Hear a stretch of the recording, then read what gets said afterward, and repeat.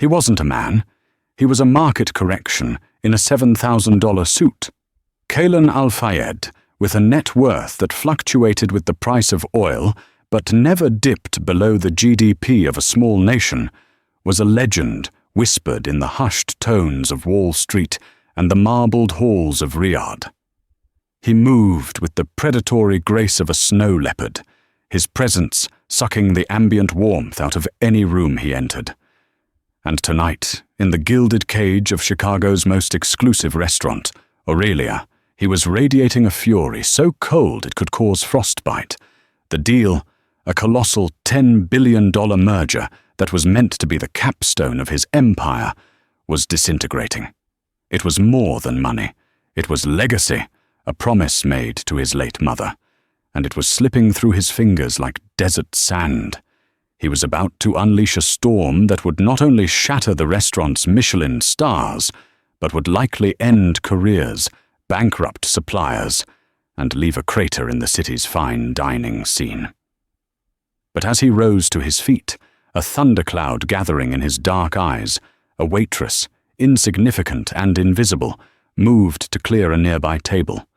He was about to walk through her, to erase her from his path, until she inadvertently did something that stopped him cold. It wasn't what she said. It was what she drew. 4 symbols, an ancient script on a discarded napkin. 4 symbols that made the titan of industry, the son of the desert, feel as if he'd seen a ghost. Aurelia wasn't a restaurant. It was a testament to obscene wealth, a silent cathedral where the god of money was worshipped with truffle foam and gold leaf. The carpets were Persian silk, so deep they seemed to swallow footsteps whole. The chandeliers were hand-blown Murano glass, dripping light like frozen honey onto tables set with a surgeon's precision.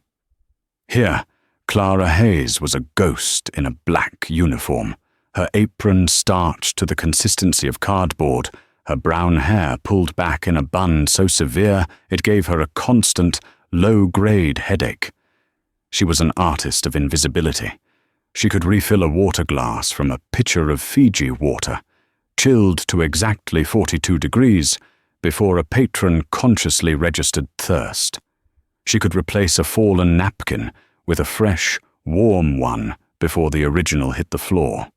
She had perfected the art of the silent nod, the deferential half-smile, the complete erasure of self that was required to serve the 1%. But tonight, the oppressive, moneyed silence of Aurelia was being stretched to its breaking point by the man at table 12. Table 12 was Kaylan Al-Fayed. Clara had served her share of the ultra-rich. They were a peculiar species, often complaining about the temperature of their consommé, while blithely discussing hostile takeovers that would displace thousands of workers. But Al-Fayed was a different order of being. He hadn't arrived. He had materialized, flanked by a severe-looking woman in a diamond choker, and a younger man, whose face was pale with a permanent sheen of nervous sweat. Clara had mentally catalogued them. Genevieve Sterling, the socialite whose father owned half of Chicago's commercial real estate, and Marcus, the perpetually terrified junior associate. Al-Fayed had stalked into the dining room 30 minutes late, carrying an aura of Arctic rage. He was dressed in a dark, tailored suit that whispered of Savile Row, its cost likely equivalent to her father's entire annual pension. His face was all sharp angles and unforgiving lines, a Bedouin prince carved from obsidian. On his wrist, a Richard Mille watch, a complex web of gears and tourbillons, didn't just tell time, it mocked it, a monument to the fact that his time was infinitely more valuable than anyone else's. "Mr. Al-Fayed, your table is perfect as requested," Jean-Pierre, the manager, had oozed, his French accent thickening with sycophancy.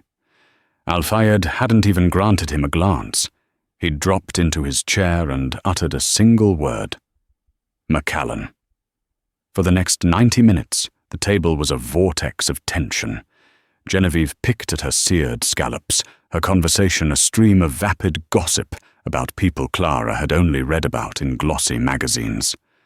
Marcus, the associate, nervously shuffled papers in a leather briefcase, murmuring about supply chain logistics and due diligence. Kalen Al-Fayed said nothing. He stared into his amber scotch, his silence a weapon, far more intimidating than any outburst. Clara moved around them with her practiced calm. She cleared the bread plates, noting he hadn't touched the artisanal sourdough. She refilled his water, her hand a study in steadiness, even as his dark, penetrating eyes flickered towards her for a brief, dismissive moment. They were the color of the midnight sky over an empty desert, and just as vast. "Will you be ordering the Wagyu, sir?" she had asked, her voice a carefully modulated instrument of polite neutrality. He'd waved a hand, a gesture of such utter dismissal it felt like a physical blow. "He'll have the lamb," he'd said, nodding at Marcus without looking at him. "She'll have the Dover sole."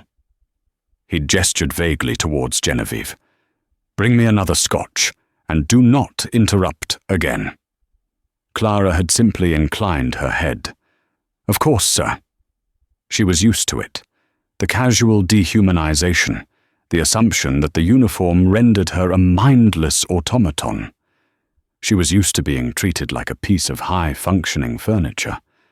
She was Clara Hayes, summa cum laude in Near Eastern languages and civilizations from the University of Chicago, specialist in Proto-Semitic linguistics, on an indefinite, soul-crushing pause from her doctoral work, and she was serving a $500 glass of scotch to a man who was currently demonstrating that a billionaire was just a petulant child with better lawyers. The breaking point arrived with the entrees. It wasn't a shout, it was a vibration. Al-Fayed's phone, a sleek black slab lying face down on the tablecloth, buzzed with a low, insistent hum. He snatched it up. As his eyes scanned the screen, a vein pulsed in his temple. He stood, not with a sudden jerk, but with a controlled, lethal grace that was far more menacing. "Excuse me," he said, the two words cracking like ice. He turned his back on his companions and paced towards the grand arched window overlooking the glittering Chicago skyline. And then, the language he spoke changed. The clipped, boardroom English evaporated, replaced by a cascade of harsh, guttural sounds. Clara was at the service station, polishing silverware, her back mostly to him. But she didn't need to see his face to understand. She froze, a heavy silver fork in her hand. It wasn't just that he was speaking Arabic. She'd spent 8 years of her life immersed in its dialects, its poetry, its history. It was the specific dialect. It was ancient, almost forgotten, a variant from the southern empty quarter she had only ever encountered in crumbling manuscripts and the academic papers of one particular, obscure professor. And it was saturated with a fury that felt primal. His voice was a low growl, but it sliced through the restaurant's hushed reverence. "Do you think I am a child to be placated with trinkets?" Clara's mind, a finely tuned instrument of translation, couldn't stop itself. "This is an insult to the memory of my mother. The deal is dead." Genevieve and Marcus had gone rigid. They were attempting to eat, their movements stiff and unnatural, their eyes wide with a terror they were trying to conceal. Other patrons, men in bespoke suits and women in couture, were beginning to notice. Forks hovered over plates. This was Aurelia. The only acceptable drama was the tableside flambe. Jean-Pierre, the manager, was already gliding across the room, his face a perfect mask of professional concern that barely hid his rising panic. "You have broken your word," Al-Fayed's voice rose, no longer a whisper. He was eviscerating someone over the phone, his words not just angry, but layered with the weight of ancient honor and betrayal. He used phrases Clara recognized from pre-Islamic poetry, odes of blood feuds and broken oaths. He wasn't just cancelling a deal, he was declaring a war. He jabbed a finger at the window, at the city lights, as if accusing them of witnessing this treachery. "It is finished, do you hear me? Finished." He ended the call by stabbing his thumb at the screen. The silence that descended in its wake was absolute. Kaylan Al-Fayed turned, his face pale with a rage that seemed to burn from within. He glared at his two companions. "We are leaving," he snarled, switching back to English. Marcus, either brave or foolish, half rose from his chair. "But Kaylan, the contracts, the final signing was tomorrow." "The deal is dead," Al-Fayed repeated, his voice lethally soft. "They tried to change the heritage clause. They wanted to commercialize her name. It's over." He snatched his jacket from the back of his chair. "My jet is at Midway," he announced to the entire, horrified dining room. "The pilot is on standby. We fly to London in 1 hour. By sunrise, I will begin dismantling their entire American portfolio." He balled up his napkin, a pristine white linen square, and threw it onto his untouched plate of lamb. It was less a gesture of finality and more a gauntlet thrown down. He began to stride toward the exit, a human hurricane about to tear the gilded doors from their hinges. Genevieve and Marcus scrambled after him, fumbling with wallets and briefcases. "Sir," Jean-Pierre squeaked, bravely stepping into his path. "The bill, sir." Al-Fayed didn't break stride.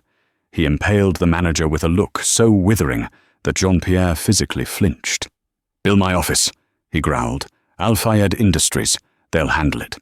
He was about to blow past the manager, past the Metrodise stand, and out into the Chicago night, leaving a wake of terror and a $5,000 unpaid bill that Clara knew, with a certainty that turned her stomach to ice, would be docked from the staff's pay. She was standing by her service station, methodically arranging dessert forks on a linen-lined tray. He was on a direct collision course with her. He didn't see her, of course. To him, she was part of the scenery. He was seeing his collapsing deal, his mother's dishonored name, the flight path to London. He was an unstoppable force of wealth and rage. And Clara, who was 2 months behind on her father's nursing home payments, whose own dreams were collecting dust in a forgotten university office, who had spent the evening being treated as less than human, did something she had never done before. She didn't move. He was a wall of muscle and fury, and he didn't swerve. He clipped her shoulder, hard. The impact sent a jolt through her, and the heavy tray of forks and spoons she was holding tilted precariously. A dozen heavy, ornate silver spoons clattered, a cascade of discordant chimes threatening to become a crash that would cost her a week's wages. With a grunt, she shifted her weight, her core tightening from years of carrying heavy trays. The silverware settled. Her job was safe. But he was already past her, still moving, and something inside her snapped. It wasn't just the shove. It wasn't just the bill. It was the profound, soul-crushing indignity of it all. It was the realization that he existed in a universe so far removed from hers that he could physically strike another person and not even register the event.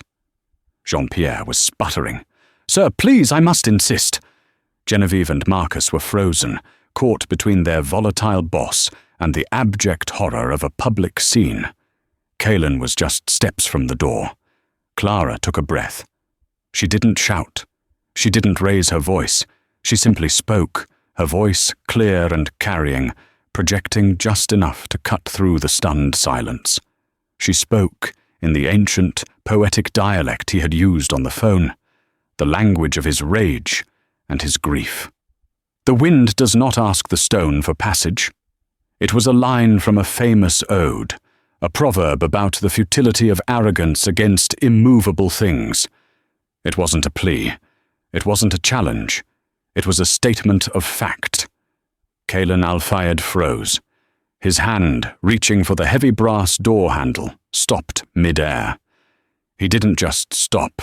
He became utterly, preternaturally still. His broad shoulders, which had been set for battle, locked into place. The entire restaurant held its collective breath. He had been a storm in motion. Now he was the terrifying, silent eye. For 5 agonizingly long seconds, he did not move. Clara's heart hammered against her ribs. She thought he might turn and destroy her with a word. She wondered if she should have just let him go, let the spoons fall, let her life continue its quiet, downward trajectory. Then, very, very slowly, Kalen Al-Fayed turned around. The rage was gone from his face. It had been utterly extinguished, replaced by a profound, seismic shock. His dark eyes, which had been narrowed in fury, were now wide with a laser-focused disbelief. He looked at her, but he wasn't seeing a waitress. He was seeing an impossibility, a glitch in the matrix of his world. He walked back towards her, his expensive leather shoes making no sound on the thick silk rug. He stopped a mere foot away. He was so tall she had to crane her neck to meet his gaze. "What?" he said in English, his voice a low, dangerous rumble. "Did you just say to me?" Clara met his stare. She did not flinch. She was still a waitress in a cheap uniform, but the fundamental physics of the room had just been rewritten. "I said," she replied, her English as cool and neutral as ever, "that the wind does not ask the stone for passage." She gave the slightest of nods toward the table. "You also forgot to pay your bill, sir." A muscle ticked in his jaw. He was recalibrating everything he thought he knew. He had mistaken a scholar for a servant, a queen for a pawn. He stared at her, his eyes searching her face for an answer to a question he hadn't yet formed. Then he spoke again, switching back to the ancient Arabic, his tone now a sharp, probing test. "And you, a girl in a Chicago restaurant, where did you learn the tongue of the Al-Qasim poets?" He was testing her, expecting her to falter. She held his gaze, her heart a steady, defiant drumbeat. A small, almost imperceptible smile touched her lips.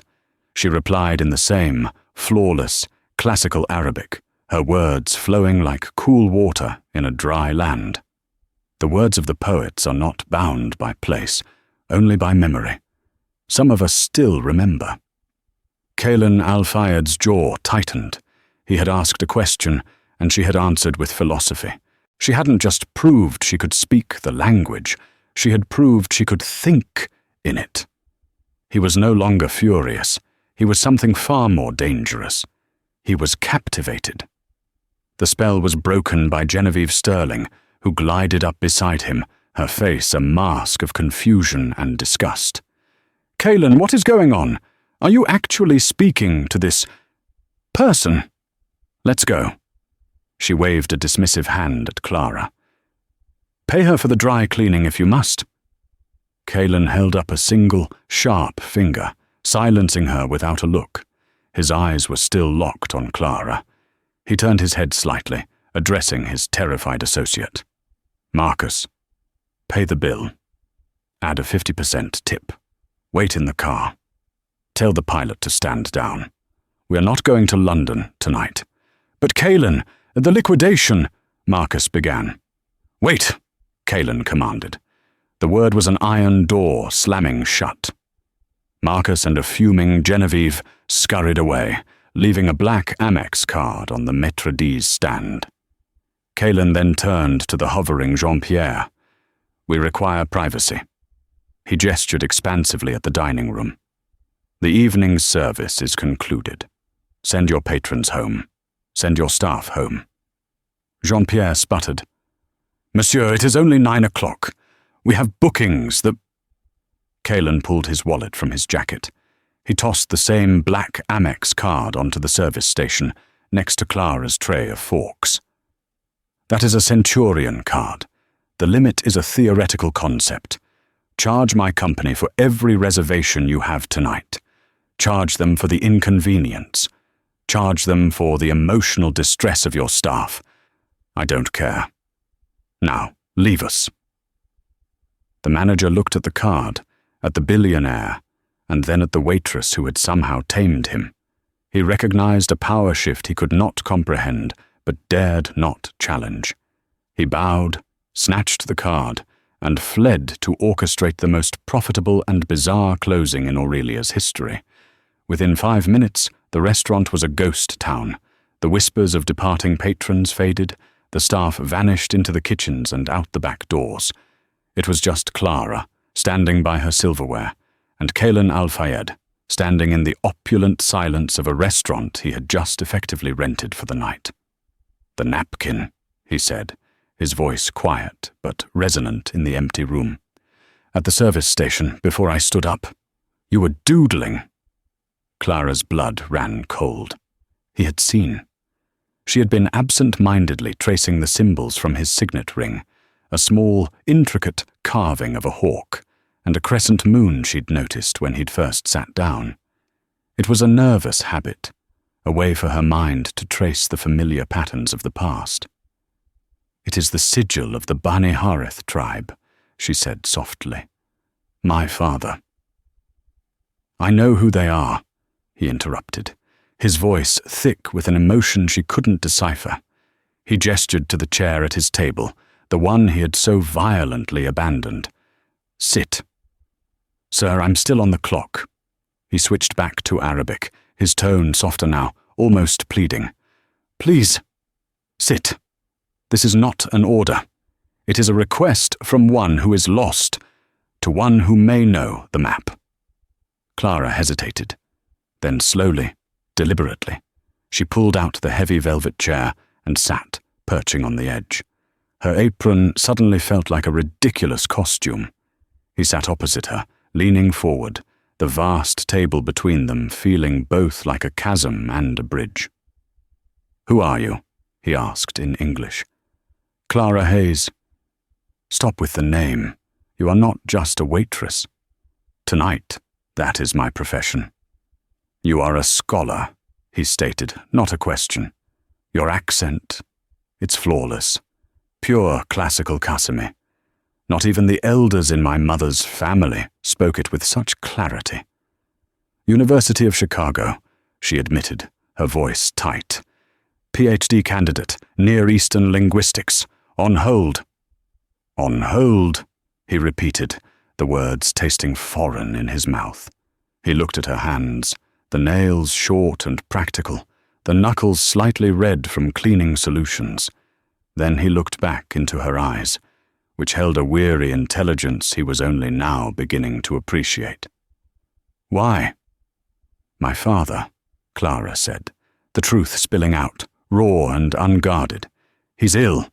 Advanced Parkinson's. The clinical trials, the specialized care. A graduate student's stipend doesn't cover that." Kaylan nodded once, a sharp, decisive movement. He understood. It always came down to money. The fury in his eyes had been replaced by a chillingly intense calculation. "The deal I was screaming about," he said, changing tactics. "It is with the Al-Sahrawi Corporation, a legacy family from the north." Clara nodded.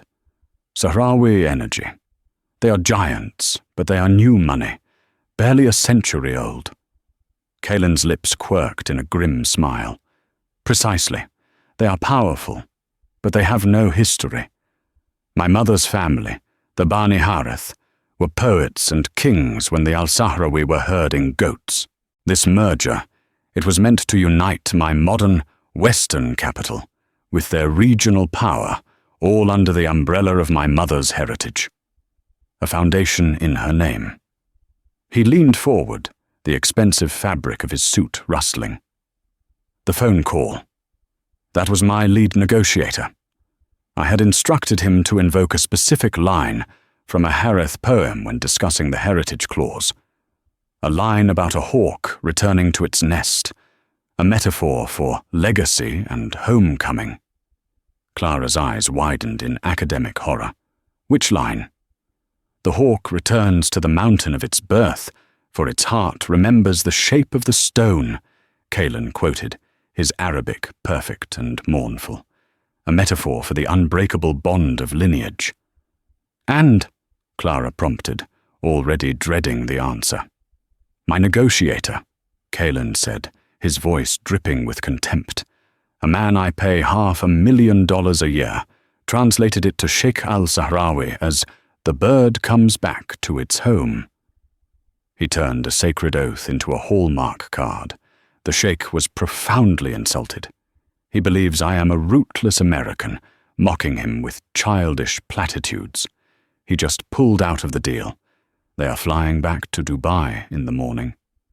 Clara could see the entire disaster laid out before her. It wasn't a mistranslation. It was a cultural assassination. I have one chance to save this, Kalen said, his voice dropping to a conspiratorial whisper. I have managed, through a mutual acquaintance, to arrange a final meeting, a gesture of apology. Breakfast at my penthouse, in 8 hours. He looked at her, his gaze so intense it felt like a physical weight. What does this have to do with me?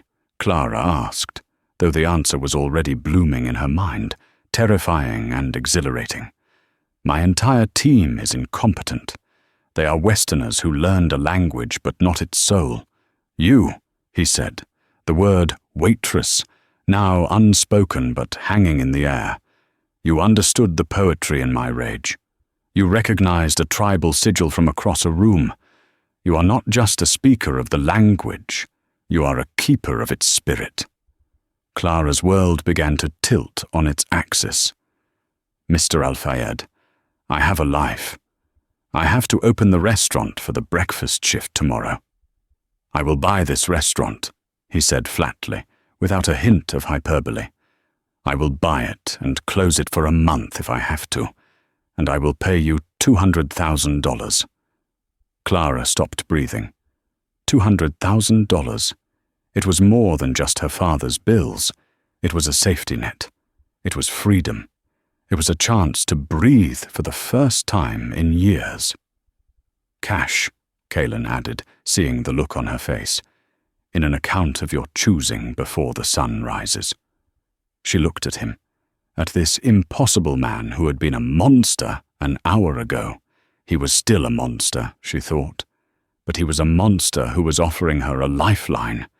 He had something she needed desperately, but for the first time in a long time, she had something he needed even more. One condition, Clara said, finding her voice, surprised by its steadiness. Kalen's eyebrow arched. Name it. If I do this, for these 8 hours, I am not your employee. I am your consultant, your partner. You will listen to my counsel, and you will treat me as an equal. You will not dismiss me with a wave of your hand ever again. She expected him to balk, to laugh, to remind her of her place. Instead, Kalen Al-Fayed stood up, the picture of power and grace. He studied her for a long, silent moment, his eyes boring into hers. Then he extended his hand across the table. Agreed, Miss Hayes, he said, his voice a low, binding oath. My name is Kalen. Clara stood and took his hand. His grip was firm, warm, and felt like the beginning of a whole new world. The ride in the silent, cavernous interior of the Maybach was like being sealed in a vault. Clara sat staring out at the blurred city lights, the rich scent of leather and Kalen's subtle, expensive cologne filling the space. He was on his phone, thumbs flying across the screen with silent efficiency. My assistant has cleared your morning, he said, not looking up. The restaurant has been informed you are taking a personal leave of absence, effective immediately. They were cooperative. Clara imagined Jean-Pierre's face when he received that call and suppressed a smile. And what am I supposed to wear to a meeting with a sheikh? This? She gestured to her black and white uniform, which now felt like a relic from another life. No, he said, finally looking at her, his expression unreadable in the dim light. You cannot meet Sheikh al-Sahrawi dressed as a servant. He is a man of appearances. In his world, your clothing is not vanity. It is a declaration of your status and his importance. It is a sign of respect. I'm your translator, not your date, Kaelin. I am acutely aware, he said, his tone sharp. This isn't about attraction. This is about armor. He will expect to see an underling. I need him to see a scholar, a woman of substance and authority. The clothes are the first move in the chess game. You are not my equal in this negotiation, Clara. You are my most valuable piece. You must look the part. He had a point, a chillingly pragmatic one. The penthouse at the top of the Al-Fayed Tower was less an apartment and more a kingdom in the sky. Floor-to-ceiling windows offered a 360-degree view of Chicago sleeping below. The space was minimalist, but opulent, all clean lines, dark wood, and priceless modern art, and it was occupied. A team of 3, 2 women and a man, all dressed in severe black, stood waiting with racks of clothing, boxes of shoes, and trays of jewelry. You have 6 hours, Kaelin said to them. She needs to look like she could command an army. For the next few hours, Clara was a project. She was gently guided into a bathroom carved from a single block of Italian marble where her uniform was taken away. Her hair was washed and styled, not into a severe bun, but into a low, elegant chignon that highlighted the line of her neck. Her makeup was applied with an artist's touch, subtle yet transformative, making her intelligent eyes the focal point of her face. Then came the clothes. Gowns were dismissed as too formal, suits as too masculine. Kaelin, pacing in the main living area, would bark out rejections. No, the blue is too soft. The grey is forgettable. Finally, one of the stylists held up a long-sleeved, high-necked dress in a deep, rich burgundy silk. It was modest in its cut, but radiated a quiet, unshakable power. That one, Kaelin said from the other room. When Clara put it on, it felt like a second skin. She looked in the mirror and saw a stranger. The tired, debt-ridden waitress was gone. In her place stood a woman of gravitas, a woman who belonged in rooms where nations were bought and sold. While she was being transformed, Kaelin was at his desk, his face illuminated by the glow of a laptop. His phone buzzed. It was a file from his head of security. Hayes, Clara B. Dobb, 04, 12/1998. SSN redacted. Education, Univ of Chicago. PhD, can do linguistics. Next of kin. Hayes, Dr. Robert. A note was attached. Father is Dr. Robert Hayes, formerly of the Oriental Institute.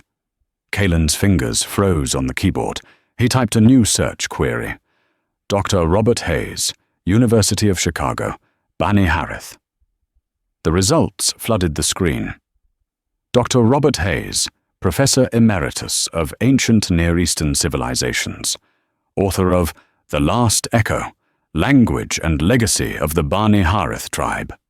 Kaelin's blood turned to ice. He stood up slowly, his phone in his hand, just as Clara emerged from the bedroom. The burgundy silk swirled around her ankles as she walked. The stylists had added simple gold earrings and low, elegant heels. She looked regal. She looked formidable. She looked like the daughter of the man who had written the definitive history of his mother's people. Kaelin stared at her, his expression a complex storm of emotions. The intense calculation was gone, replaced by something deeper, something that looked like fate. Kaelin? Clara asked, her voice faltering slightly under his gaze. Is this acceptable? Acceptable, he murmured, his voice hoarse. He held up his phone, the screen showing the title of the book. Your father. He's Dr. Robert Hayes. It was not a question. Clara stiffened. Yes. How did you? He wrote "The last echo," Kalen said, his voice quiet. "It was his life's work," Clara said, a familiar ache of pride and sorrow in her voice. "He spent 30 years on it. He lived with the tribesmen in the 60s. He documented their oral traditions before—" She trailed off. Before the oil boom changed everything. Before his own mind began to fail him. "Why?" Kalen walked to the vast window, his back to her, looking out at the first hints of dawn painting the sky. He was silent for a long moment. "My full company name is Al-Fayed Western Holdings," he said. Al-Fayed was my mother's name. My father was an American oil executive. He gave me his ambition and his capital. He turned to face her, his eyes burning with a new, raw light. My mother, Amira Al-Fayed, was of the Bani Harith. Clara's hand flew to her mouth. The last of them, the direct line." "The very last," Kalen confirmed. "A people known for their poetry and their pride, their history scattered to the winds. When she died, that history died with her. Except for one thing." He held up his phone again, showing her the book's title. "Your father's book," Kalen said, his voice thick with an emotion she couldn't name. "It is not just a history, Clara. It is the only history. It is the only complete record of my mother's language, my mother's stories, my mother's soul." Clara felt dizzy. I had no idea. The name Al-Fayed is common. I never made the connection." "No one does," he said. "In the West, I am a businessman. But to the old families like the Al-Sahrawi, I am the son of Amira Al-Fayed, the last of the Bani Harith. This changed everything. This wasn't a $10 billion merger. This was personal. This was biblical. The Al-Sahrawi," Kalen continued, his eyes blazing. "They know my history is more noble than theirs, but they also know it is dead. This merger, this foundation in my mother's name, it is their chance to absorb my legacy, to own it, to put their name on it. They think I am just an ignorant American who doesn't understand the nuances." He took a step closer to her, his expression a mixture of desperation and wonder. "They insulted me using a bastardized version of my own heritage, and I was about to walk away, to let them win. And then a woman, whose father literally wrote the book on my family, a woman who speaks my mother's tongue as if she were born to it, stepped in front of me and spoke a line of poetry he recorded 50 years ago. "You were leaving," she whispered. "I was retreating," he corrected. "Now I am not. You are not my translator, Clara Hayes. You are my historian. You are my legacy. You are my secret weapon." A soft chime sounded from the elevator. Kalen's assistant appeared at the door. "Mr. Al-Fayed, Sheikh Al-Sahrawi's car is 5 minutes out." Kalen straightened his tie. He looked at Clara. "The 200,000 is yours regardless. But if we do this, if we save this foundation and honor my mother's name, you can write your own check." "I don't want a check," Clara said, standing taller in her burgundy armor. "I want to see my father's work live. I want to help you build something that lasts." A slow, genuine smile spread across Kalen's face. It transformed him, erasing the harsh lines and revealing a devastating charisma. "Then let's go make history." The breakfast was set in a private dining room off the main penthouse suite. Low tables, plush cushions, and trays of dates, figs, and strong, cardamom-scented coffee created an atmosphere of traditional hospitality. Sheikh Rashid Al-Sahrawi entered, a man in his late 60s with a neatly trimmed white beard and eyes as sharp as a falcon's. He wore a pristine white thobe and carried himself with the unshakable confidence of a man who owned desserts. Behind him was his son, Tariq, a young man in a sharp European suit who looked more like a banker than a sheik's heir. They saw Kaelan and offered polite, cool nods. Then they saw Clara. Their eyes flickered over her, taking in the Western woman in the elegant dress. Tariq's lips tightened in a subtle, dismissive smirk. It was the exact reaction Kaelan had predicted. "Al-Fayed," the old sheikh said, his voice a gravelly baritone. He spoke in modern Gulf Arabic. "You asked for a meeting to apologize, yet you bring your assistant. It is not our custom," Tariq added, his tone laced with condescension. "Perhaps in America, business is conducted this way." Kaelan's jaw clenched. He was about to retort, to defend her, but before he could speak, Clara acted. She stepped forward, past Kaelan. She did not approach the sheikh directly. Instead, she stopped a respectful distance away, lowered her eyes, and placed her right hand over her heart in a gesture of deep, traditional respect. And then she spoke. Not in modern Arabic, not in English. She spoke in the pure, classical Qasimi dialect of the Bani Harith, a language as rich and complex as a woven tapestry. "Peace be upon the house of al-Sahrawi," she began, her voice clear and melodic. The historian who recorded the words of the elders taught me that to stand before a great sheikh is to stand before the wisdom of the sands themselves. The effect was like a thunderclap in the silent room. Tariq's smirk evaporated, replaced by wide-eyed shock. Sheikh Rashid's hand, which had been resting on the silver handle of a ceremonial dagger at his belt, tightened.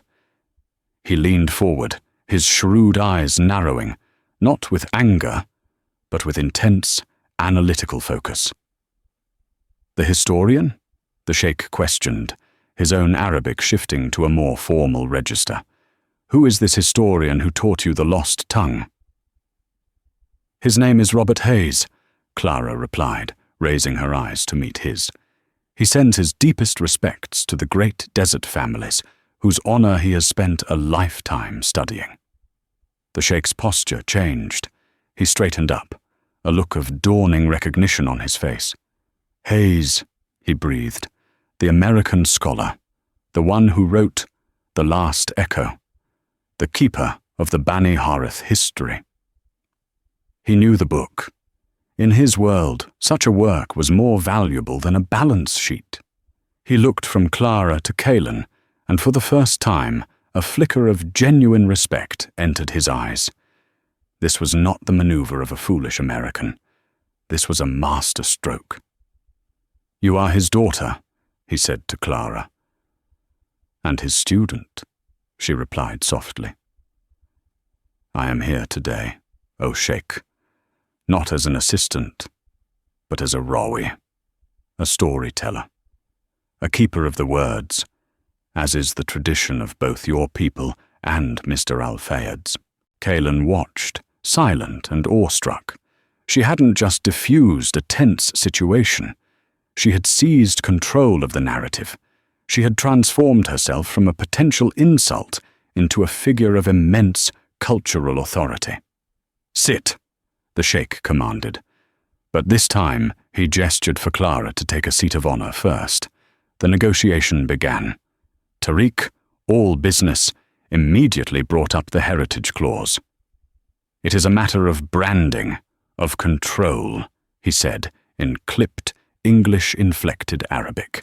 "The Al-Sahrawi name must be preeminent in the new foundation's title. The Bani Harith name is older, its lineage more noble," Kaelan countered, his own temper beginning to rise.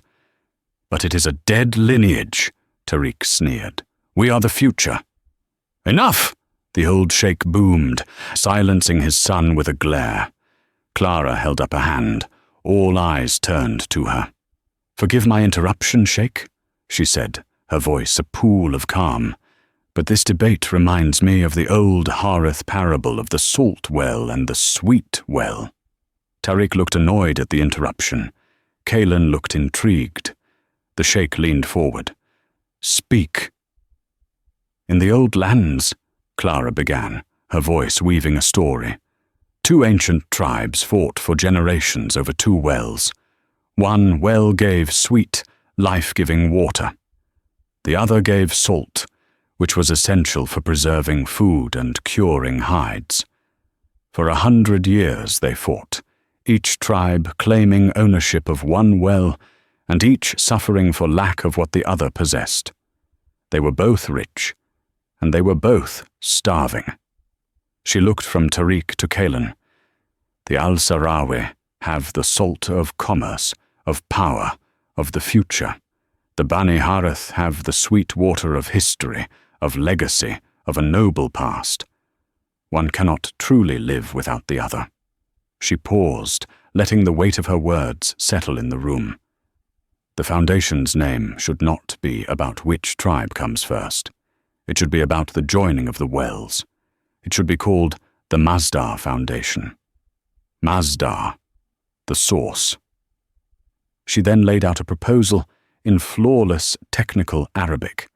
A new entity, the Masdar Foundation, would hold the heritage assets in a protected trust. The board would have equal representation from both families. The public-facing name would be neutral, but all historical documents and cultural programs would honor both the Al-Sahrawi and the Bani Harith names, giving each its proper due. It was not a compromise. It was a new, more elegant solution that honored both the past and the future. The old sheikh was silent for a long time, stroking his beard. He looked at Kalen, then at Clara. "This is not a translator, Al-Fayed," he said finally. "This is a wazira, an advisor. You have your mother's wisdom to have found such a person."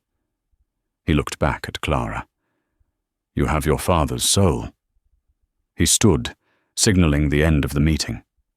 "We will create the Masdar Foundation," he declared. "My son will work with your wazira to draft the charter."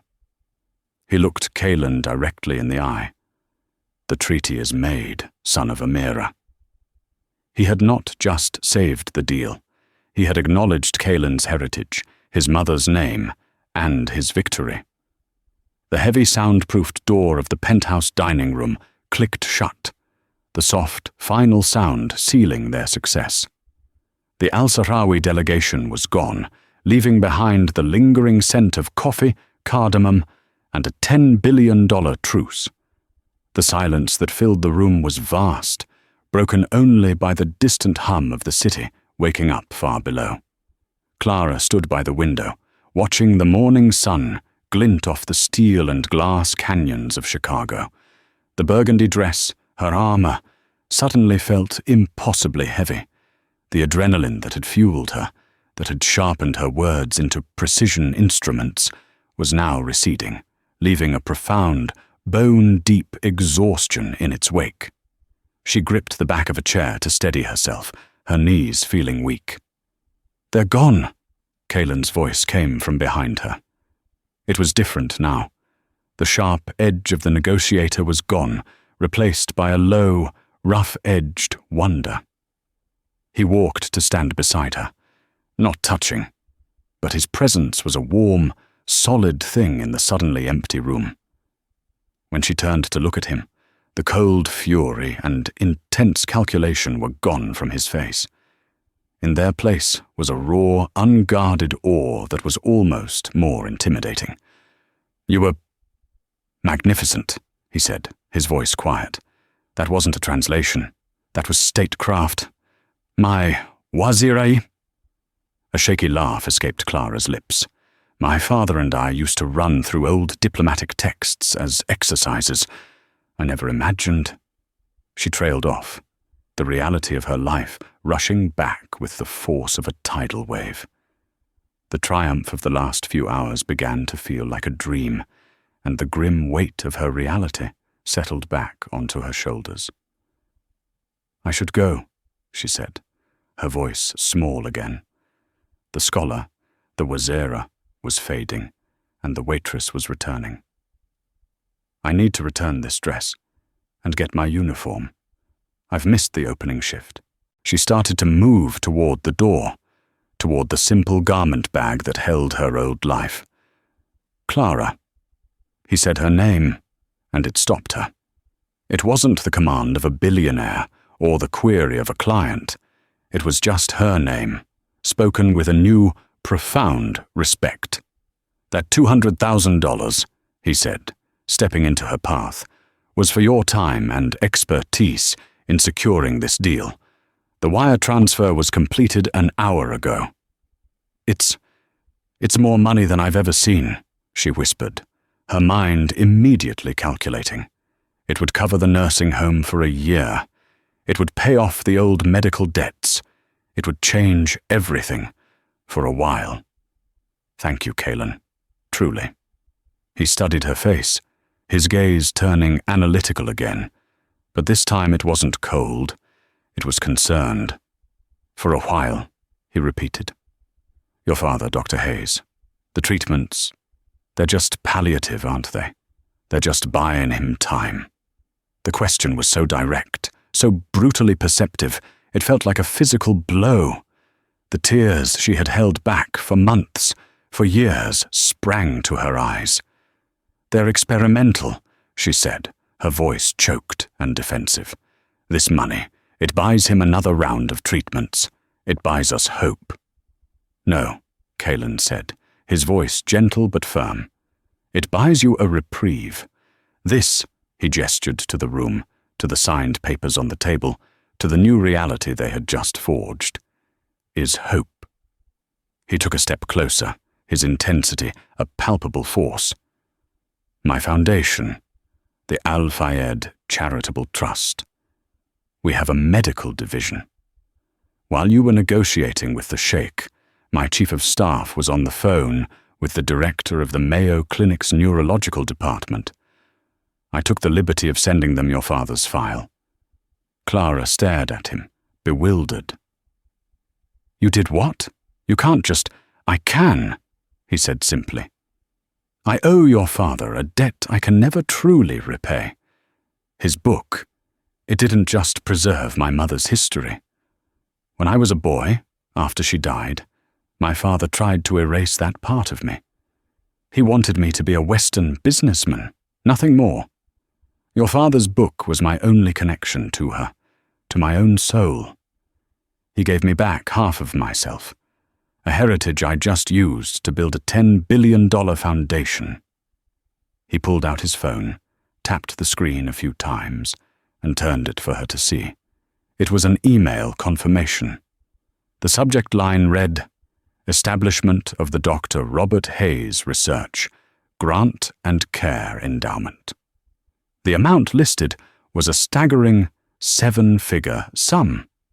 I've endowed a permanent research grant in your father's name at the Mayo Clinic, Kaylin said, his voice steady. It will fund a new wing dedicated to neurodegenerative disease research. The endowment also provides for his complete and total medical care for the rest of his life. Any treatment, any specialist, anywhere in the world. He will be moved there by private transport this afternoon. He is now a guest of my family. Clara's legs finally gave out. She sank into the nearest chair, her hand flying to her mouth as a sob, sharp and ragged, tore from her throat. It was the sound of a mountain of weight, carried for years, finally crumbling to dust. The constant, gnawing fear, the sleepless nights, the humiliating calls to insurance companies. It was all just gone. You can't, she wept, the words muffled by her hand. You can't just do that. I can, he said softly. And I have. Consider it a long overdue royalty payment for his work. He waited patiently while she cried, handing her a silk pocket square. When her sobs finally subsided, she looked up at him, her face tear-stained, but her eyes clear for the first time in a long time. So, she said, her voice thick. What now? What am I supposed to do now? Well, he said, walking over to the large mahogany table where the preliminary foundation documents were spread out. That's the problem. I now have a multi-billion-dollar foundation that requires a director for its new division of cultural heritage. It needs someone who understands the difference between a poem and a platitude, someone who can navigate the complexities of tribal honor and corporate finance. It needs someone who can speak for the past to the future. He picked up a single sheet of paper, a formal offer letter his assistant had printed out. He held it out to her. Clara stood on shaky legs and took it. The title on the page read, Director, the Masdar Foundation Heritage Division. The salary listed was astronomical. It wasn't just a job, it was a new life.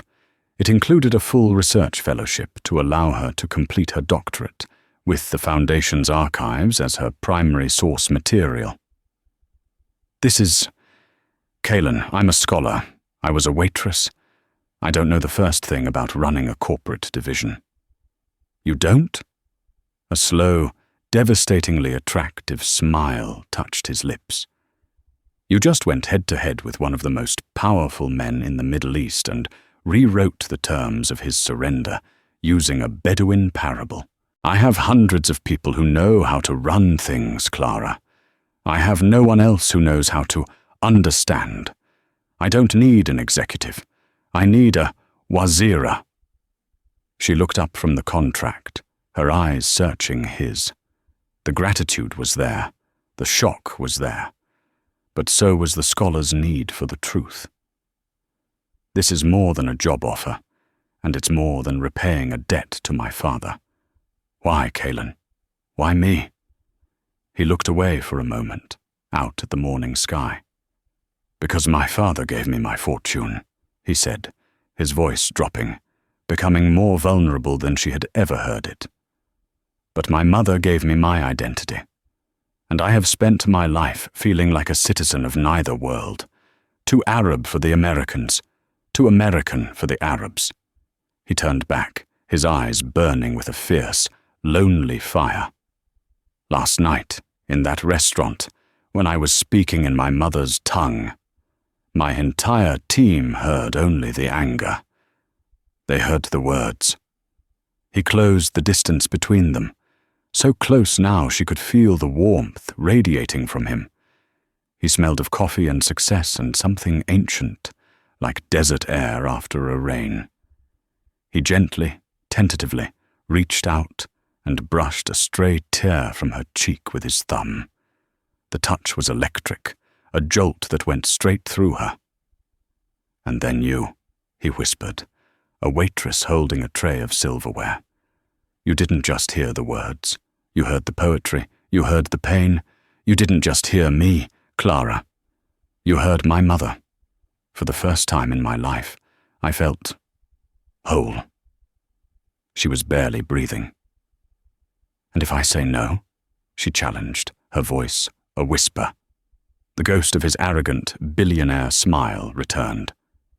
Then I will be at Aurelia every single night. I will order the most obscure vintage on the wine list and complain about the tannins. I will be the most insufferable, demanding, and disruptive customer in the history of Chicago until you agree to run my foundation. A real laugh, bright and sudden, bubbled up out of her, startling them both. You're not so furious anymore, she observed. No, he said, his eyes dropping to her lips, his voice growing thick with a new, undisguised emotion. I'm not. He didn't kiss her. It wasn't time for that yet. This was something more important, the start of a partnership that transcended business and romance. She took a deep breath, the first breath of her new life. She held his gaze, her own fire matching his. I accept the position, Mr. Al-Fayed, she said, her voice clear and strong. Kaylin, he corrected softly, his hand still resting on her cheek. My wazira must call me by my name. Kaylin, she repeated. The name felt different now, like it belonged to her too. Good, he said, finally stepping back, all business once more, but the warmth remained in his eyes. We have a foundation to build. Our jet leaves for Dubai on Monday." Clara looked from his face to the contract in her hand, and then out at the sprawling city below. An hour ago, she had been a ghost, serving the men who ran the world from on high. Now, she was one of them. She smiled, the exhaustion replaced by a thrilling, boundless energy. "I'll be ready,"